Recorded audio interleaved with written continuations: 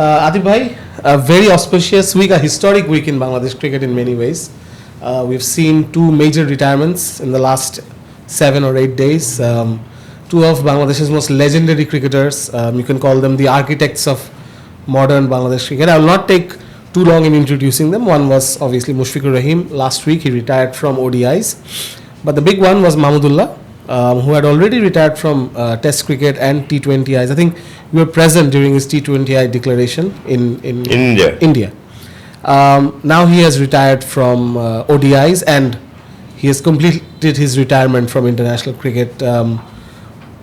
Did it take you by surprise? Were you aware of it? I think we got an inkling from a BCB press release the day before what was about to happen. Just take us through the last few days. Yeah, Isham, don't you think I probably it didn't surprise me because you remember that press conference where Nazmuddin Fine was saying that we cannot disclose the contract list right now. We have something to sort it out. Yeah. But that was the time he gave an indication that they are talking with the seniors.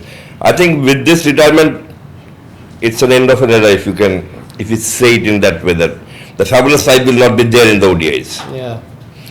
Unless some kind of surprising thing happen and Saqib returns back to ODI, that is more or less impossible. But it's an end of an era, but it did not surprise me in the sense that BCB this time was pretty much sure what they wanted to do and they have spoken with the guys, both of them, before their retirement, so that and they can take the decisions. And I think both of them they are not only the modern architect of Bangladesh cricket, they are inspiration for generations to come. We can tell it about Mushfiq, we can tell it about Mahmudullah, both of them, and even all of them in fact. They will be called as an inspiration to the whole generation. Mahmudullah, I think the most surprising thing was he just 2 days back when the contract list was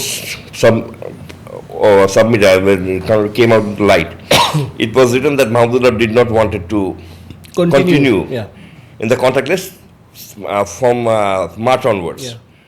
Then after 2 days he just gave the retirement. So that was surprising to me because I thought that he could, what happened in the last 48 hours that prompted him to retire, I don't know, but after talking with several people around, I think that he understood that coming out of the contract and then taking the national team will create more noise, will create a fuss. So probably he wanted to avoid this fuss.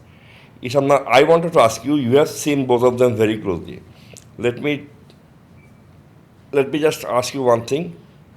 How do you see Mahmudullah and where do you keep him? I mean, in Bangladesh cricket's context. Because yesterday I was talking to someone and I told him that he is not a Saqibian fan base, he doesn't have a Tamimian fan base, or even a Mushfiqian fan base.